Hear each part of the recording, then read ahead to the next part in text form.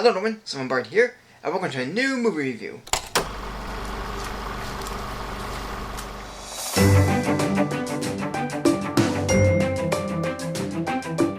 Now we come to what would have been the final film in the Toy Story franchise, until the next film's announcement.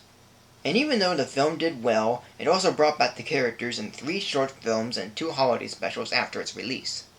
And it is said by many to be better than the first 2 films, but for me, well, let's find out with Toy Story 3.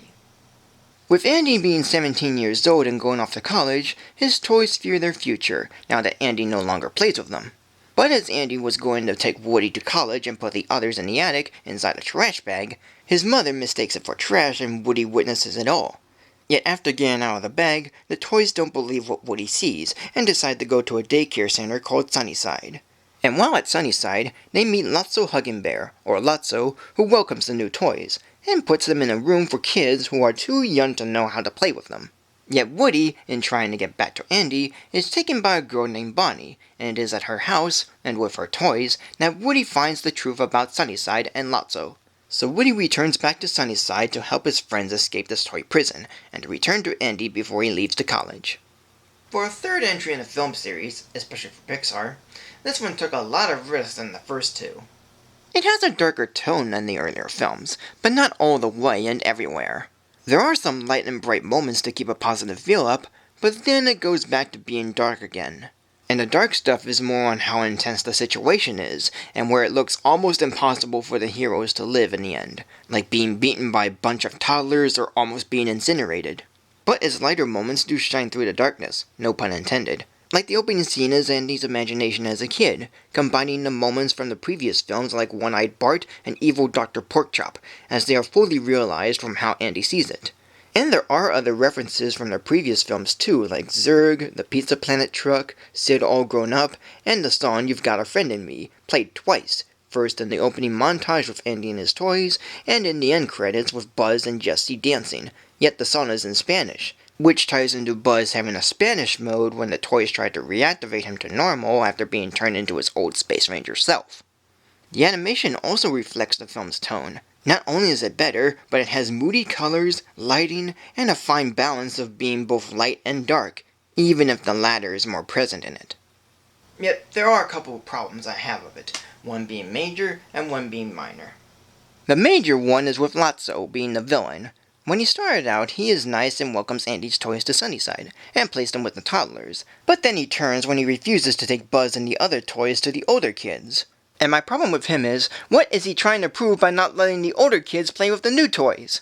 Okay, there is a backstory of Lotso and how he's the favorite of his owner, Daisy, and had Big Baby and Chuckles the Clown. But after Daisy leaves her toys behind and only replaced Lotso, Lotso thinks Daisy replaced all her toys and moves to Sunnyside. Yet does he think that by having new toys with the big kids will have him be replaced again? Well, I just answered my own question.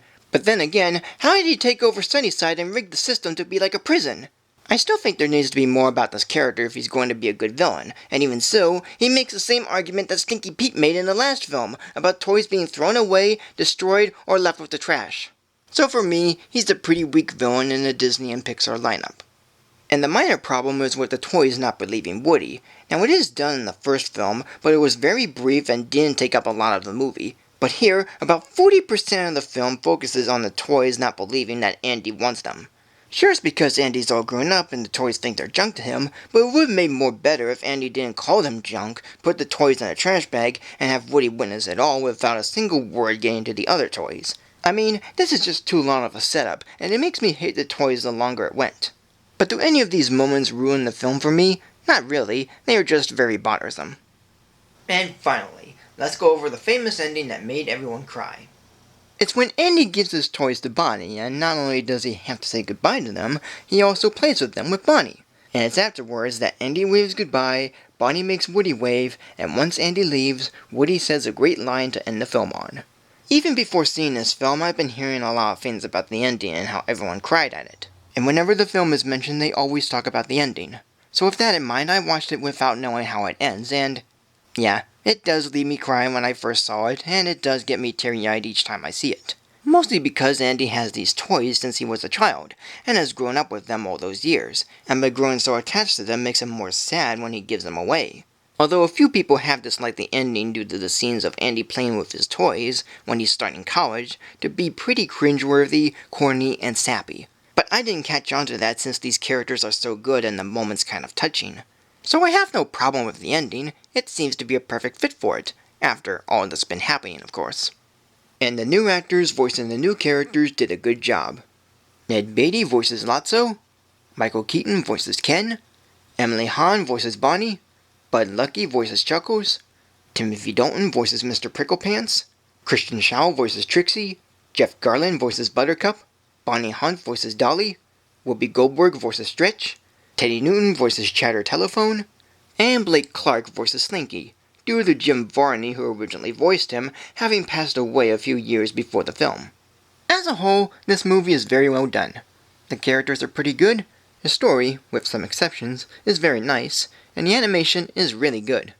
Director Leon Cridge has done a very good job of concluding the Toy Story movies with its fun moments, intense moments, and sad moments.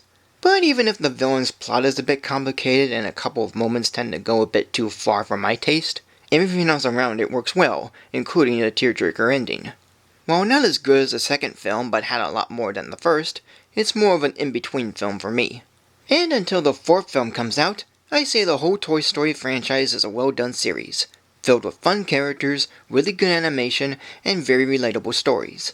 And with this film as the third in the series, it's a very nice way to almost finish it, unlike some other third film in another Pixar series. So today, this movie will be getting a rating of 3 stars. So thank you for joining me. Like, comment, subscribe, follow me on Facebook or Twitter, support me on Patreon, and tune in next week for a new video. For a third entry in the film series, especially for Pixar, this one took a lot of risks than the first one.